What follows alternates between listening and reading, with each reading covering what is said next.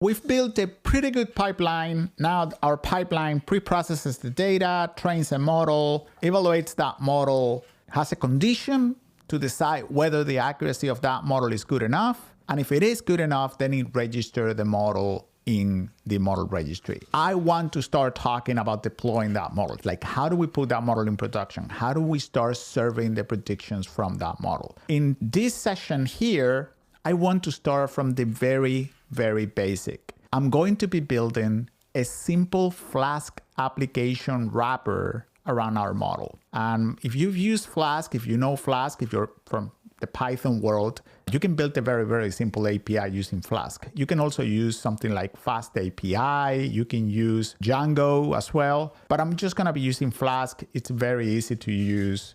And this is what it's going to look like, okay? My simple Flask application. The idea is to have it serve that model. So I'm gonna have the model. The Flask application is gonna load that model in memory. And then a client, I'm gonna use my terminal window to just send requests to that Flask application. And that Flask API is going to return the predictions, okay? I'm gonna send a request, I'm gonna get back a prediction. And obviously that model is going to come from my model registry. So I'm gonna connect to the model registry, grab the model, the latest version of the model that I saved in there, download it and serve it from my Flask API. I'm gonna run this Flask application from my computer here, but you could deploy this Flask application anywhere. You can put it anywhere in the world. I have a note here that I want you to just make sure you understand this. This is not the best approach for a production application. This is great for you to experiment. This is great to build a prototype.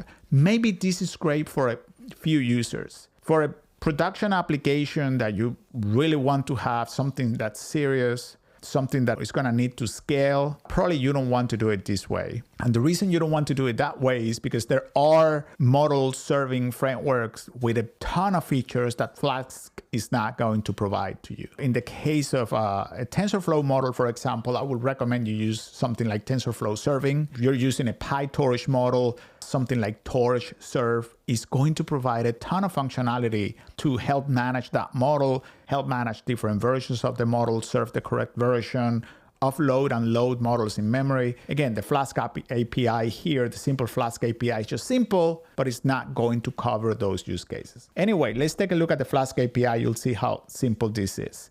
I'm going to start by connecting to my model registry. And I think this is the first time that I'm going to be using this SageMaker client property.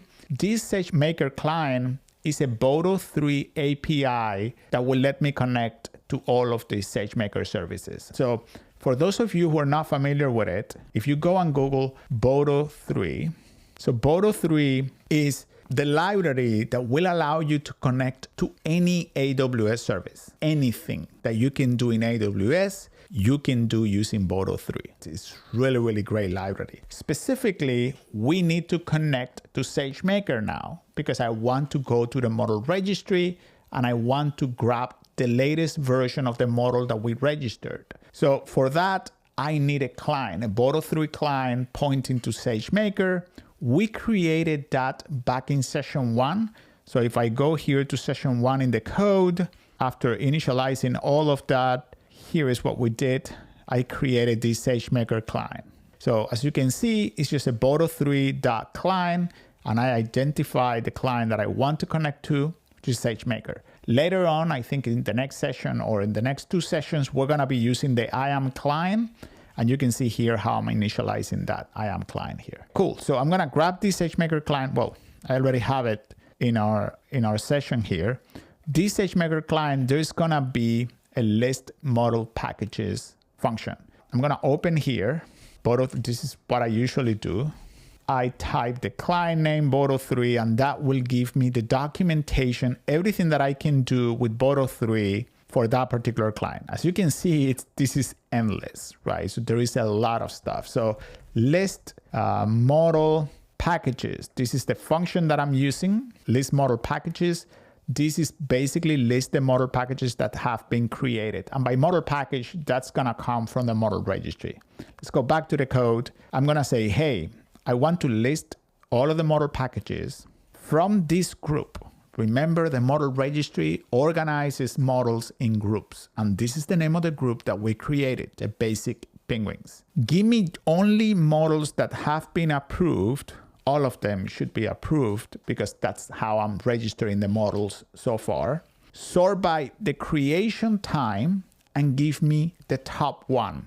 Don't give me a list, just give me one of them. This is what this line is going to do here. And now I'm going to go to that response and I'm going to say, okay, so if there is something in that response, there is a model package summary list. The first time you run this, or if you try to run this without registering any models, this is not going to return anything, so nothing is going to happen here. But if you do, and if you have a model, I just run this, you're going to get, okay, so the latest version of your model is version 5. It's right here. Model package version is 5. This is the ARN of that model package. Let's go to SageMaker Studio, click on models. This is the model registry.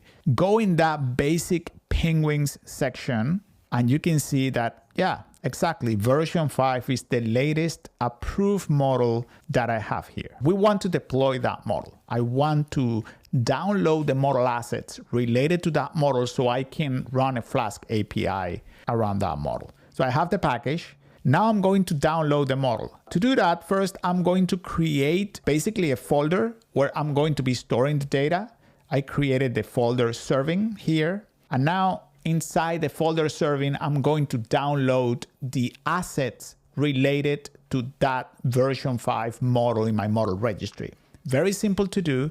I describe the model package passing the ARN of that model, the unique identifier of the model. And from that response, you can see that here is how I access that URL. There is one container defined for this model, and I can access the assets doing this. Look at this. Let's run this first. This is going to download my model, but I want to break this down a little bit just so you see what is happening here. I'm just going to do this first. I'm going to execute this so you see what the response is. Okay, so this is the response that I get from describing the model package. Now, there is a section that's called inference specification that specifies anything that you need to run inference on this model. And within this section, I'm just going to go and zero in this section here. Let's see what I get.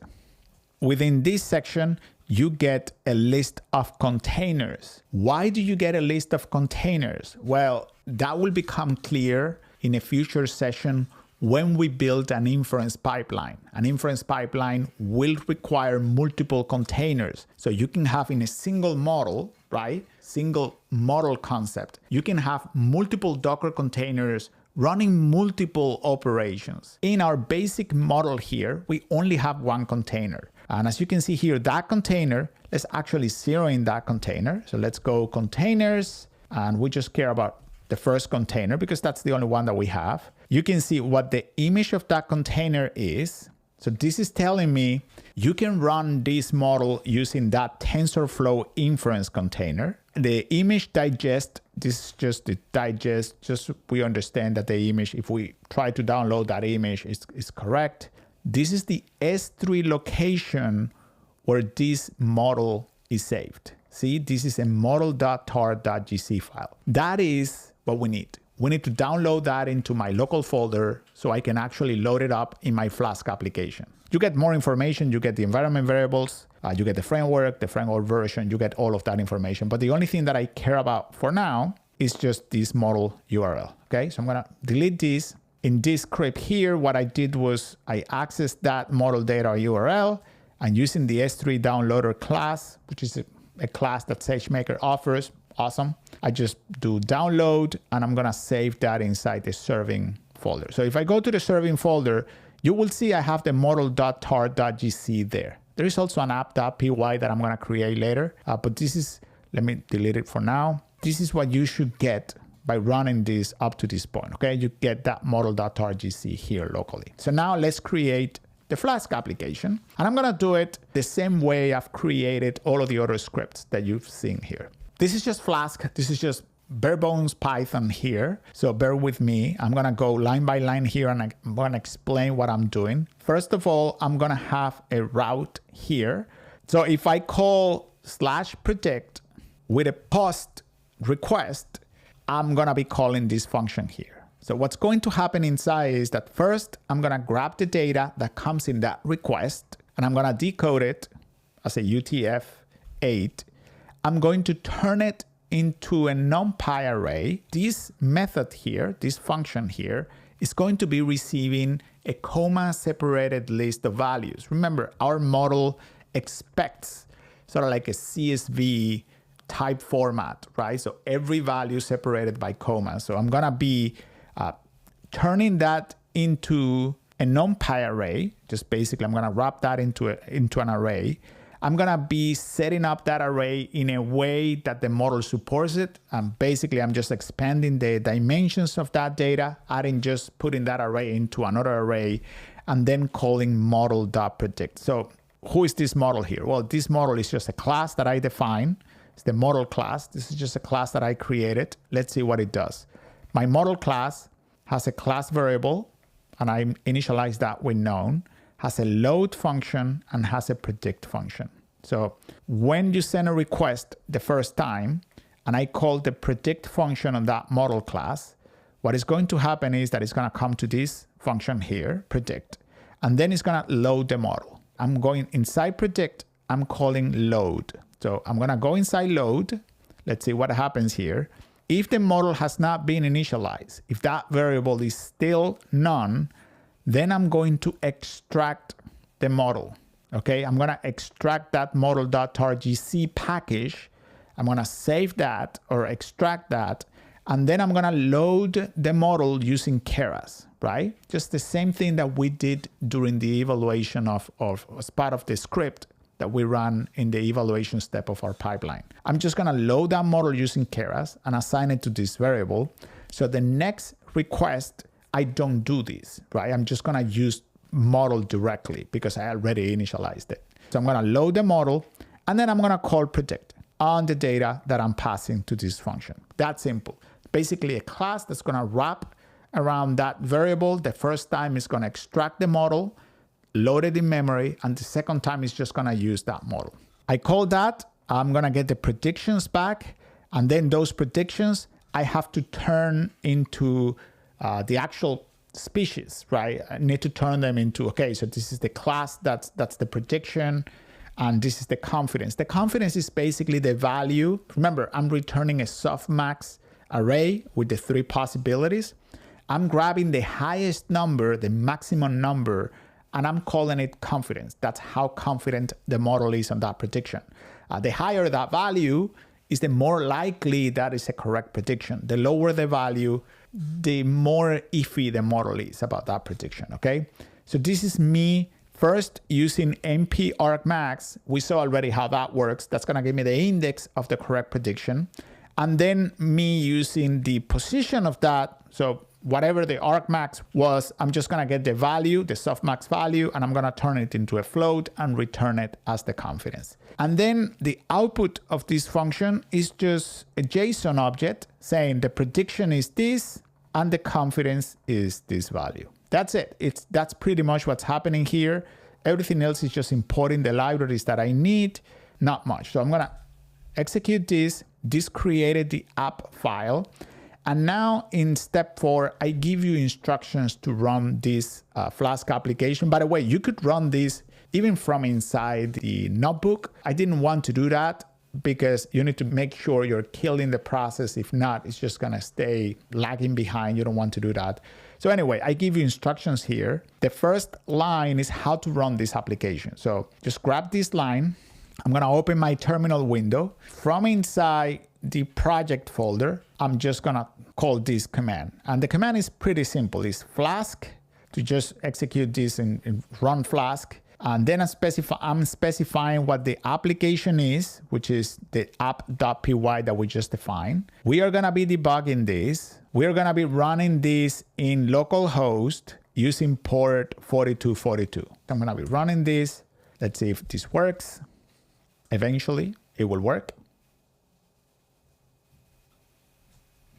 There we go. So I had to restart it. Just had to be a little bit more patient for this. Okay, so it says it's running. It's running in localhost in 4242. It's also mapped to my IP address because I use 0.00. So that will map it to every address that I have here. Awesome. So this is running. And now you can come here and copy this curl command, which is going to send a request to localhost 4242/predict. Now notice the data that I'm passing. The data that I'm passing here is a comma-separated list of values for one penguin. So first, let's run this and let's make sure then that we understand what the data looks like. I'm gonna grab this, gonna go to another terminal and run that curl command. And here you have it. I get back confidence 0.93, prediction is 2. So that is a Shin's trap. I know the second. So we have 0 is Adelie, 2 is Gen 2, and 3 is Chin's trap. I always get Gen 2 and Bisco messed up. Bisco is an island. Gen 2 is the penguin species. So anyway, this is a Chin's trap with 93% confidence. Sounds good. Let's look at the Flask here. You can see how it got a post request here, and how, the post request was to /predict, and we return a 200. Which is awesome. This is working as expected. Let's make sure we understand what this data comes from. This is the pre-processed data. Remember, the model that we created expects pre-processed data, not the original raw penguin data. Like the flipper length, you cannot specify millimeters, like 38 millimeters, because we transformed that data before training our model. Therefore, the model cannot work directly with the raw data. Like it doesn't work with the island. If you want to say that this penguin is from Torgersen, which is the name of the island, that's the raw data, the model does not work with that island. The model works with a 1-hot encoded version of the island. So it needs this. This is the 1-hot encoded version of Torgersen. It's 100. So that is why that needs to be the input of the model. Now, later on, I'm going to show you how you can fix that, how you can actually create a proper interface for this model. But for now, just as a plain way to deploy this model, this works, right? You have here a service that you can send any penguin to this service, and the service is going to return a JSON file containing the confidence and containing the prediction of it. So I'll see you in the next one, which we are going to make the deployment a little bit better.